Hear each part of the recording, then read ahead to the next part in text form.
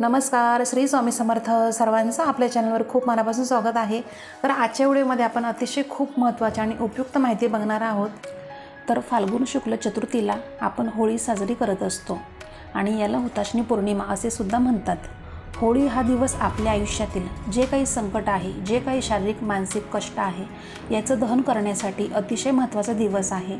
आणि या व्हिडिओमध्ये हे काही उपाय मी तुम्हाला आज सांगणार आहे, म्हणजे तुम्ही वर्षातून एकदाच हे करू शकता. ते कुठले तेच आपण आजच्या व्हिडिओमध्ये पाहणार आहोत. तर सगळ्यात महत्त्वाचं की हुताशनी पौर्णिमा 2026मध्ये 2 मार्च सोमवारी संध्याकाळी 5:55 सुरू होत आहे आणि पौर्णिमेची समाप्ती जी आहे तर ती आहे 3 मार्च रोजी मंगळवारी सायंकाळी 5:07 समाप्त होणार आहे. तर होळी आपल्याला सोमवारी संध्याकाळी पेटवायची आहे, म्हणजे होलिका दहन करायचं आहे. आणि याच दिवशी संध्याकाळी म्हणजे प्रदोष काळात आपण सत्यनारायण देखील करायचे आहे.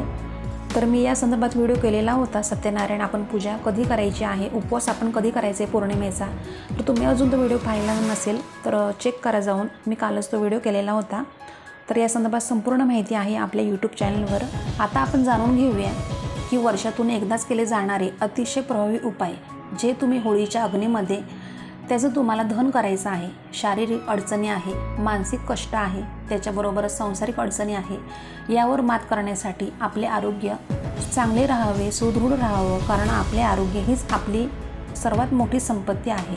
त्याच्यासाठी काही महत्त्वाचे उपाय आहे जे तुम्हाला आवर्जून करायचेच आहेत आणि तेवढे प्रभावी पण आहे. उपाय करत असताना मनामध्ये एक सकारात्मकता विचार असणं हे खूप महत्त्वाचं आहे.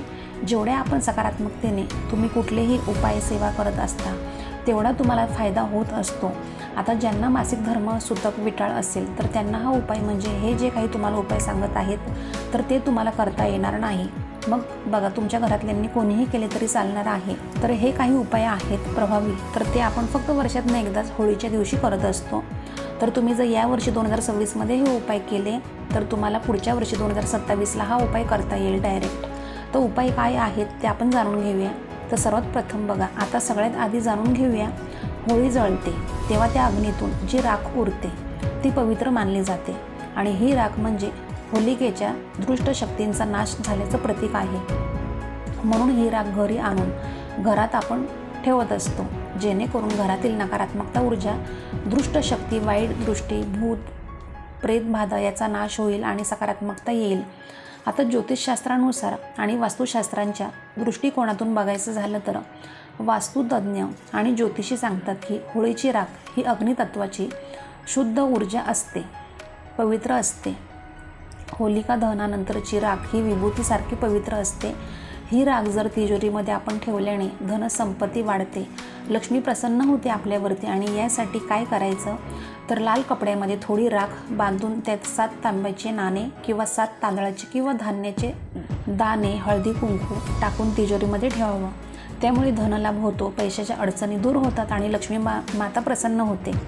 आता दुसरा उपाय म्हणजे तो असा आहे, तो प्रवेशद्वाराच्या या राखीची छोटी पुडी बनवून मुख्य दरवाजावरती किंवा दुकानाच्या एंट्रन्सवर लावावी. यामुळे नकारात्मकता ऊर्जा आणि बाहेरचे दोष घरात येत नाहीत. किंवा तुमचं दुकान आता असेल तिथंसुद्धा तुम्ही हा उपाय करू शकता. आणि आता तिसरा उपाय म्हणजे मनासारखा जोडीदार मिळावा, याच्यापेक्षा सुयोग्य जोडीदार मिळावा. म्हणून आपल्याला त्या होलिकेमध्ये काही गोष्टी दहन करायच्या आहेत. 7 आपल्याला हळकुंड घ्यायचे आहे. अख्खे हळकुंड 7च घ्यायचे, ते तुमच्या स्वतःवरून उतरून टाकायचे. ज्याला लग्न व्हावं, अगदी ताई माझं म्हणजे डिवोर्स झाला आहे, मला दुसरं लग्न करायचं आहे, असं जरी तुमचं असेल ना तरीसुद्धा तुम्ही हा जो काही उपाय आहे सांगते मी तुम्हाला, तर तो तुम्ही करायचा आहे. तर काय करायचं, 7 हळकुंड घ्यायचे आहे, उजव्या हातामध्ये धरायचे आणि स्वतःच्या डोक्यावरून आपल्या डोक्याला गोल क्लॉकवाईज सरळ जातं तसं फिरतं तसं क्लॉकवाईज 7 वेळा तुम्ही स्वतःवरून ओवाळायचं आहे. स्वतःवरून उतरून घ्यायचं आहे. तुमच्या घराच्या आजूबाजूला जिथे कुठे हे सार्वजनिक होळी आहे तर त्या होळीमध्ये नेऊन तुम्हाला टाकायचं आहे. होळीचं दर्शन घ्यायचं आहे, होळीला प्रदक्षिणा घालायच्या आहेत, त्यानंतर घरी यायचं आहे. आता घरातून जिथे होळी आहे तिथपर्यंत जाताना मागे वळून बघायचं अजिबात नाही किंवा दुसऱ्यांच्या कोणाच्या घरी जायचं नाही. तिथूनच डायरेक्ट तुम्ही तुमच्या घरी यायचं आहे. आणि घरी आल्याच्या नंतर बघा, तुम्हाला लगेच हातपाय वगैरे धुवायचे आहेत दारातच आणि घरामध्ये यायचं आहे. घरच्या देवाला नमस्कार करायचा आहे. त्याच्यानंतरच परत तुम्हाला बाहेर जायचं असेल तर तुम्ही जाऊ शकता, काही हरकत नाही. हा उपाय तुम्ही स्वतः करू शकता. किंवा दुसऱ्यांना देखील तुम्ही हा उपाय करायला सांगू शकता. तर तुम्हाला शक्य झालं तर बघा, ज्यांना खरंच सुयोग्य जोडीदार मिळावा असं वाटत असेल, ज्यांचं लग्न जमत नाही काही केल्याने, तर त्यांना हा व्हिडिओ नक्की शेअर करा. नक्कीच बघा अनुभव येईल 1 वर्षामध्ये. यानंतर बघा पुढील उपाय तुम्हाला मी सांगते. सर्वात पहिलं म्हणजे बघा, तुम्हाला खाऊची पानं आणायची आहेत, विड्याची पानं. तुम्हा सर्वांना माहीत आहे की खाऊच्या पानांना आपल्या हिंदू संस्कृतीमध्ये आद्यस्थान आहे. प्रत्येक पूजेला आपण खाऊची पानं आपल्याला ही लागत असतात. होळीच्या दिवशी हीच खाऊची पानं तुमच्यासाठी वरदान ठरू शकतात. तर होळीच्या दिवशी बघा 2 खाऊची पानं तुम्हाला घ्यायची आहे आणि तुपामध्ये भिजवायची आहे आणि ती सार्वजनिक होळी आहे त्यामध्ये तुम्हाला ती अर्पण करायची आहे. यामुळे काय होतं तर आर्थिक संकट दूर होतं, पैशाची कमतरता वर्षभर तुम्हाला भासत नाही. तुमचा उद्योगधंदा व्यवसाय असू द्या तो व्यवस्थित चालू लागेल किंवा नोकरी असेल तर नोकरीमध्ये तुमची प्रगती होईल. जो काही कमी पैसा येतो, जास्त पैसा येतो, त्या पैशामध्ये बरकत होताना तुम्हाला बघायला मिळेल. आणि तुमच्यावर कर्ज झालेलं असेल तर ते कर्ज वाढत चाललेलं आहे. कर्ज फिटण्यासाठी बरेचसे प्रयत्न करताय पण पैशाची तडजोड होत नाही आहे. तर त्यासाठी तुम्ही सुद्धा हा उपाय करू शकता. याचे तुम्हाला खूप चांगले अनुभव येतील. त्याच्यानंतरचा पुढचा उपाय म्हणजे बऱ्याच वेळेला बघा आपल्याला असं वाटतं की माझ्या घराला नजर लागलेली आहे किंवा माझा उद्योगधंदा व्यवसाय आहे, माझं दुकान आहे ते चांगलं चालत नाही आहे. तर अशा वेळेला तुम्ही काय करू शकता तर एक नारळ घ्यायचा आहे केसासहित, जे आपण फोडतो ना ब्राऊन कलरचा, तो नारळ तुम्ही घ्यायचा आहे, केसांसहित घ्यायचा. ते कोणी ओटीत दिलेला म्हणजे तो नसावा किंवा पूजेच्या ठिकाणी दिलेला नसावा. तर तुम्हाला या वस्तू म्हणजे नारळ विकत आणायचा आहे. त्यानंतर संध्याकाळी सूर्य मावळल्याच्या नंतर, होळीच्या दिवशी सकाळी नाही संध्याकाळी सूर्य मावळल्यानंतरच आपल्याला मुख्य प्रवेशद्वारावरूनच आपल्या घराच्या मुख्य प्रवेशद्वार उघडायचं आहे, ठेवायचं आहे. त्यानंतर खालून आपल्या उंबरठ्याच्या मध्यभागापासून ते वरपर्यंत असा गोल हात फिरून 7 वेळा आपल्या घरावरून तो फिरवायचा आहे. आणि हे फिरवल्यानंतर डायरेक्ट घरात यायचं नाही. पूर्ण तयारीनेच अगोदरच बाहेर पाणी वगैरे ठेवायचं आहे, पूर्ण फिरवायचं. त्याच्यानंतरच डायरेक्ट होळीजवळ जायचं आहे. सार्वजनिक होळीमध्ये नारळ टाकायचा आहे आणि तिथून डायरेक्ट घरी यायचं आहे. जाताना मागे वळून बघायचं नाही, घरी येताना मागे वळून बघायचं अजिबात नाही. आल्यानंतर दरवाज्यामध्ये हातपाय धुवायचे आहे आणि मग घरामध्ये येऊन परत तुम्हाला बाहेर जायचं असेल तर तुम्ही जाऊ शकता. याने सुद्धा जी काही इडापिडा असते आपल्यासाठी बघा, आपल्या पाठी लागलेली असते, आपल्याला किंवा आपल्या घरातल्यांवर कोणावर पण नजर असते बघा वाईट लोकांची, किंवा काही आलेली संकट अडचणी या बऱ्याच प्रमाणामध्ये दूर होतात. आणि सेम दुकानामध्ये सुद्धा तुम्ही असं करू शकता. दुकानाचा जो शटर असतो पूर्ण उघडायचा आहे, जिथून तुम्ही एंट्री करता तिथं फिरवायचं आहे आणि बाहेरच्या होळीमध्ये टाकून द्यायचं आहे. तर असा नियम तुम्हाला सारखंच करायचा आहे. आता त्याच्यानंतरचा पुढचा उपाय म्हणजे आहे तो बघा आजारपणासाठी आहे. जसं की बघा आपल्या घरातील समजा एखादी व्यक्ती तुमच्या घरामध्ये असेल, तिला सारखा दवाखाना असतोय, सारख्या गोळ्या सुरू असतात आणि इतक्या बघा दवाखान्यातल्या गोळ्या सुरू असताना सुद्धा काहीच असर पडत नाही आहे त्या व्यक्तीला. म्हणजे 4-4, 5-5 गोळ्या वाढतच जातात पण एखादी गोळी कधी कमी होत नाही. तर अशा व्यक्तींसाठी बघा आवर्जून हा उपाय करा. स्वतःसाठी तुम्ही करा किंवा घरातील जी व्यक्ती आजारी आहे त्यांच्यासाठी घरातील इतर व्यक्तींनी केला तरीसुद्धा चालतो. यासाठी तुम्हाला काय करायचं आहे तर एक छोटासा काळा कपडा घ्यायचा आहे. ब्लाऊज पीसचा काळा कपडा असेल तरीसुद्धा चालेल. त्याच्यामध्ये 5 कवड्या टाकायच्या आहेत आणि 5 गोमती चक्र टाकायचे आहेत. आणि त्या व्यक्तीच्या ज्या गोळ्या आहेत ना वेगवेगळ्या प्रकारच्या, तर त्या गोळ्यांमधील एक गोळी तुम्हाला त्याच्यामध्ये टाकायची आहे. आणि या कपड्यांमध्ये बघा ते दोऱ्यानेच बांधून घ्यायचं आहे, त्या कपड्यानेच गाठ बांधून घ्यायची आहे. आता ही जी काही पोटली आहे तर ती आजारी व्यक्ती आहे तिच्यावरून तुम्हाला 7 वेळा क्लॉकवाईज वळवून घ्यायची आहे, उतरवून घ्यायची आहे. आणि तुम्ही स्वतः असेल तर स्वतःच्या डोक्यावरून सुद्धा 7 वेळा तुम्हाला ओवाळून घ्यायची आहे. तुम्ही स्वतःसाठी करत असाल तरीही ओवाळून झाल्यानंतर सेम जिथे होळी आहे सार्वजनिक तिथे जायचं, होळीमध्ये टाकायचं, अगदी मध्यभागी टाका की ती जळून खाक व्हावी ती पुडी.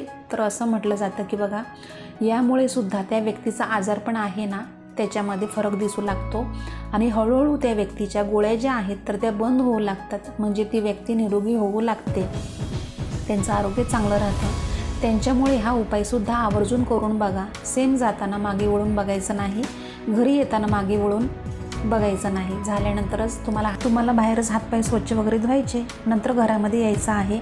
आणि आता बघा पुढचा उपाय असा आहे तो म्हणजे आपल्याला बघा समजा घरातील बरीचशी मंडळी असतात, बरेच जण असतात की त्यांना काहीच प्रॉब्लेम नसतो आरोग्याचा, पण आपल्याला असं वाटतं की माझं आरोग्य असतं म्हणजे उत्तम राहावं, मला कधीही कोणते त्रास होऊ नयेत, शुगर BP वगैरे या गोष्टी कधी होऊ नयेत.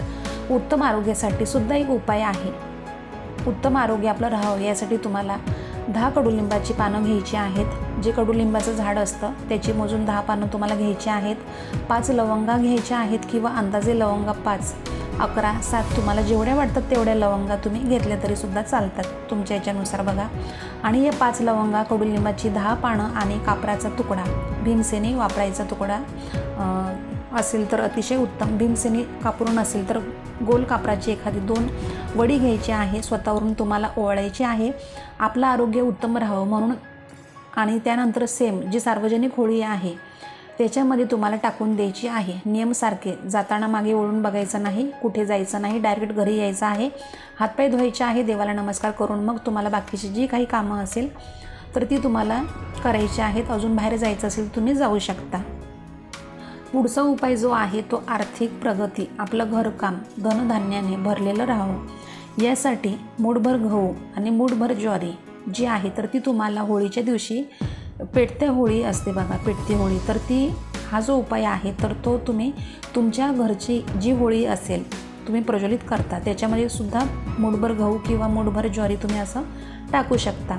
आणि जी सार्वजनिक होळी आहे त्याच्यामध्ये सुद्धा मूठभर गहू आणि मूठभर ज्वारी तुम्हाला टाकायची आहे. यामुळे अगदी वर्षभर आपल्या घरामध्ये धनधान्याची भरभराट राहते आणि धान्याची कमतरता जी आहे तर ती आपल्याला कधीच भासत नाही. यानंतरचा उपाय म्हणजे आंघोळीच्या पाण्यामध्ये थोडी राख आंघोळीच्या बादलीत टाकावी. याने नवग्रह दोषाचा प्रभाव देखील खूप कमी होतो. आता वैज्ञानिक आणि आरोग्याच्या बघा दृष्टिकोनातून बघायचं झालं तर होलिका दहनामध्ये औषधी वनस्पतींनी समिधा, गाईचं शेण, लाकडं जळतात.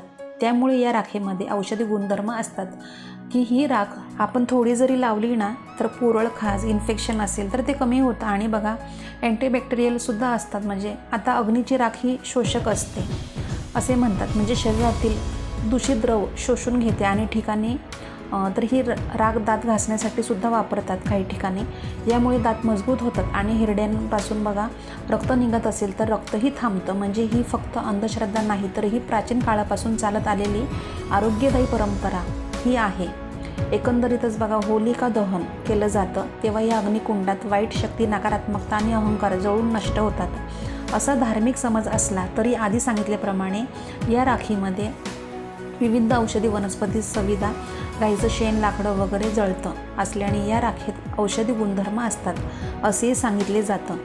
त्याचप्रमाणे बघा हे उपाय करण्यासाठी होळीच्या अगोदर तुम्हाला म्हणजे होळीच्या दिवशी आपण जे वाळलेलं खोबरं असतं तर खोबऱ्याचा तुकडासुद्धा होळीमध्ये भाजत असतो आणि बऱ्याच ठिकाणी तो खाल्ला देखील जातो किंवा होळीला अर्पण केला जातो. तर खोबरं आणि त्याचबरोबर नारळसुद्धा म्हणजे बरेच जण काय करतात की भले आपण घरावरून ओवाळलेला नसेल तरी एक नारळ जो असतो ओला ब्राऊन कलरचा सोललेला तो होळीमध्ये टाकतात. तर तसं तुम्हाला टाकायचं असेल तर सुद्धा तुम्ही या प्रकारे कवड्या, गोमती, चक्र, हळकुंड, खोबरे, नारळ, खाऊची पानं, बताशे, लवंग आणायचे आहेत. आणि या लवंग बताशेचा उपायसुद्धा पुढे मी तुम्हाला सांगणार आहे. बघा वर्षातील असा एकच दिवस आहे ज्या दिवशी सगळ्या काही नकारात्मकता गोष्टी आपल्या आयुष्यातून, आपल्या घरातून उतरून त्या आपण होळीच्या अग्नीत टाकल्या पाहिजे. म्हणजे त्याचा जो प्रभाव असतो तो पूर्णपणे नष्ट होतो आणि त्या त्रासांपासून कुठेतरी आपल्याला आराम मिळत असतो. म्हणून या वस्तू आणा, सर्वात महत्त्वाचं आहे. बघा विसरू नका, लक्षात घ्या. होळीच्या दिवशी आवर्जून होळीच्या पेटत्या अग्नीमध्ये तुम्हाला या टाकायच्याच आहेत. तर व्हिडिओ तुम्हाला आवडला असेल तर व्हिडिओला आपल्या नक्की लाईक करा, शेअर करा आणि सबस्क्राईब करा चॅनल अजून केलं नसेल तर. आणि कमेंट बॉक्समध्ये कमेंट नक्की करा व्हिडिओ तुम्हाला हा कसा वाटला. आणि जर तुम्हाला काही प्रश्न असेल, काही समस्या असेल तर आपल्या व्हिडिओच्या कमेंट बॉक्समध्ये कमेंट नक्की करा, मी रिप्लाय देईल. तर चला आजच्यासाठी फक्त इतकंच. तर तुम्हाला आजचा व्हिडिओ आवडला असेल तर आपल्या व्हिडिओला नक्की बघा, शेअर करा जास्तीत जास्त. तर आपण दररोज अशाच नवीन व्हिडिओमध्ये भेटत जाऊ. तर आजचा व्हिडिओ मी आपल्या स्वामी समर्थ चॅनल रुजू करते आणि तसं म्हणजे धन्यवाद. श्री स्वामी समर्थ.